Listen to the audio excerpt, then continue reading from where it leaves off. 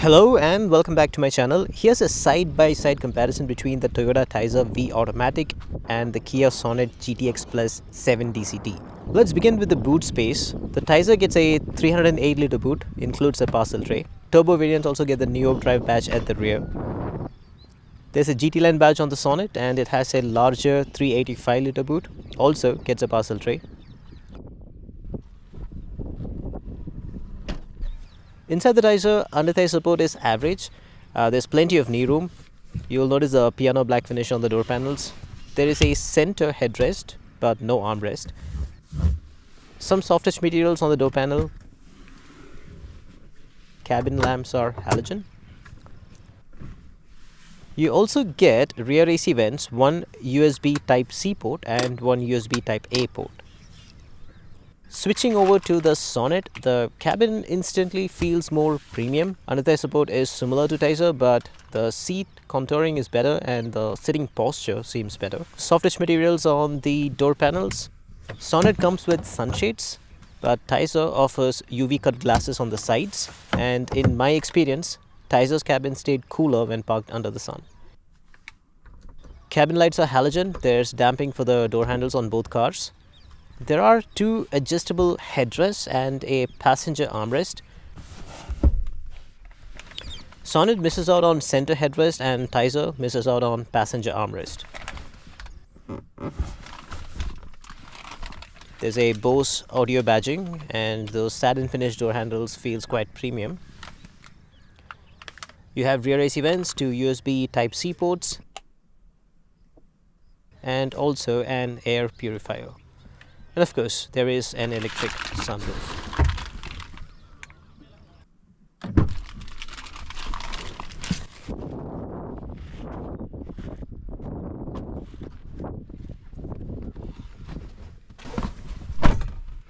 Taisor gets a 9-inch touchscreen with Archimedes surround sound. It has 4 speakers, 2 tweeters. The user interface is smooth, it is user-friendly and also quite responsive. Sonet has a larger 10-inch display, which has better resolution but can get a bit laggy at times. And if you're interested in buying a Sonet, here's something you should know. The smaller 8-inch infotainment system in the lower and mid variants of Sonet have some known issues. Many users have been complaining about ghost touches and latency after 2 years of usage. And if it's outside the 2-year warranty period, the replacement may cost you around 30,000 rupees. No such issues have been reported in Taisor.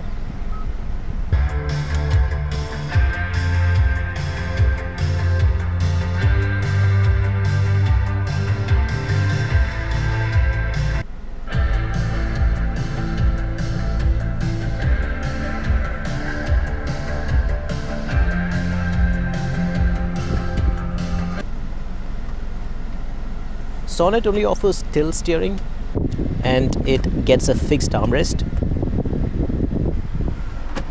There is no glove box lighting. Taisor has lighting inside the glove box, offers tilt and telescopic steering, and a sliding armrest. Sonet has an electric sunroof which can also be activated using voice commands. No driver vanity mirrors on the Sonet. Taisor gives you illuminated vanity mirrors on both sides. Sonet's 360 camera is clearer. It has better resolution, better image quality. There are dynamic guidelines, and it also gives you front parking sensors and parking distance warning, which is quite useful if you are parking in tight spots. Alright, I'm going to take Taisor out for a short city drive, and then I'll hop on to the Kia Sonet and I'll drive that car on the same route.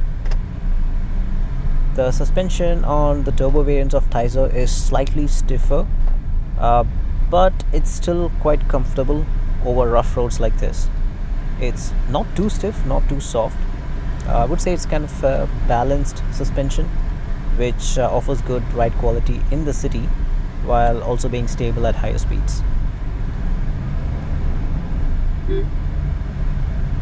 In my experience with many 1-liter tgdi engines, I would say Taisor has the best low-end drivability of all these cars. It's not jerky like the 1-liter TSI engines of Volkswagen, and it's also not sluggish like the 1-liter tgdi engines of Hyundai and Kia.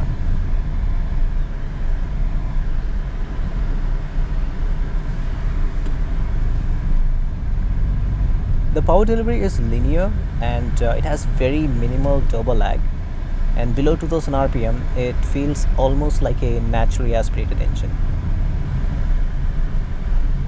The steering is light. It's very easy to maneuver this car in city traffic. There are no drive modes, but it gets mild hybrid tech.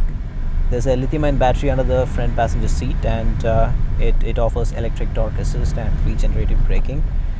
This works when it senses the load on the engine is high. This usually happens when you're in higher gears at lower RPMs. And this is also one of the reasons why it feels quite punchy lower down.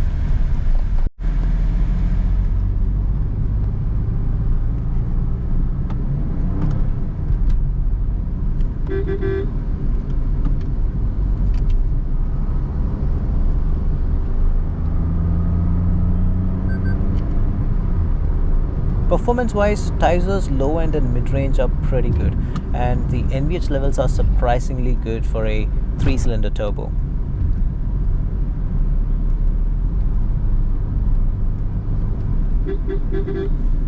The idle start-stop system is actually smoother on the Taisor. There's an ISG motor in the engine bay. This restarts the engine by rotating the crankshaft using energy from the lithium-ion battery. So what happens is you get a smoother, quieter engine restart. In comparison, you hear the cranking noise of the engine whenever Sonet is restarted using its idle start-stop system. At the end of this drive, the fuel efficiency I got on Taisor was around 10.7 kmpl. Alright, now I'm in the Sonet, and straight away you feel like you're sitting in a car from a segment above. The plastic quality, the dashboard layout, switches, everything just feels more premium. You also get sporty aluminum pedals on the GTX variant, and all 4 power windows have one touch up down function.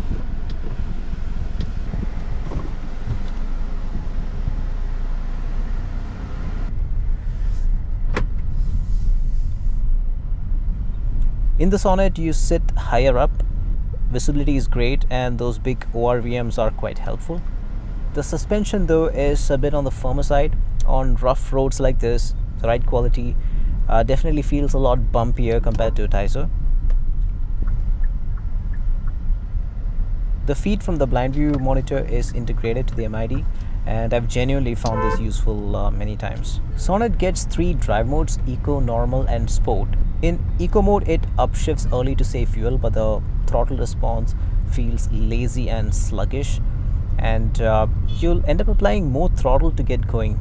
This can get particularly annoying if you're often driving in stop-go traffic, where the turbo lag becomes more evident. And if you switch to sport mode, everything changes. The revs climb higher, it holds on to each gear longer. I've observed it changes gears at 2500 rpm, and the throttle response also sharpens up. It also adds some weight to the steering. It just feels way more engaging in sport mode, and if you're not driving with a heavy foot, you can still extract 12 to 13 kmpl in city conditions.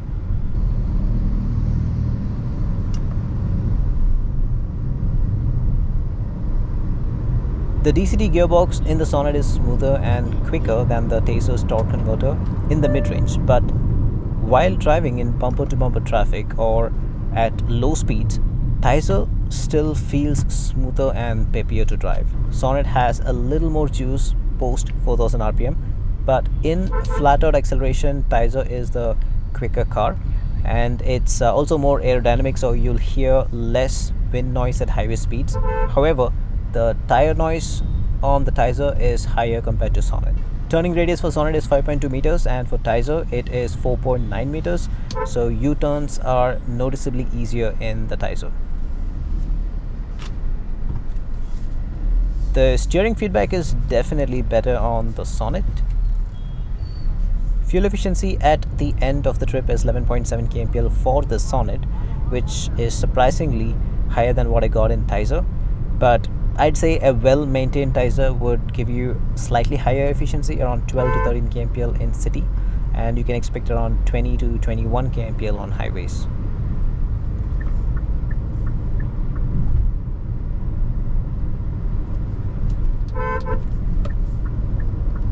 This video isn't about which car is conclusively better than the other, it's more about which one is the better choice for you. If you live in a tier 1 or tier 2 city and you drive in heavy traffic often, the Taisor Automatic is a good buy. Torque converter gearboxes tend to perform better than DCT gearboxes under these conditions, and they're quite reliable too. The 6-speed automatic gearbox on Taisor is sourced from Aisin, who also supplies the gearbox to the Skoda Kailak and other 1.0 TSI engines of Volkswagen. The engine on the Taisor is also smooth and fuel efficient. If you're driving mostly on the highway, then yes, Sonet DCT is a good choice, but keep in mind you'll have to be a bit more cautious with DCT gearboxes, and every time you stop for extended periods of time, you'll have to switch to neutral in order to extract more life from the transmission. Alright, I'll wrap this up with a quick 360-degree walk around of both cars. I find them both attractive, but let me know in the comment section below which one looks better to you. I hope you found this video useful. Stay tuned for more POV videos and drive safe.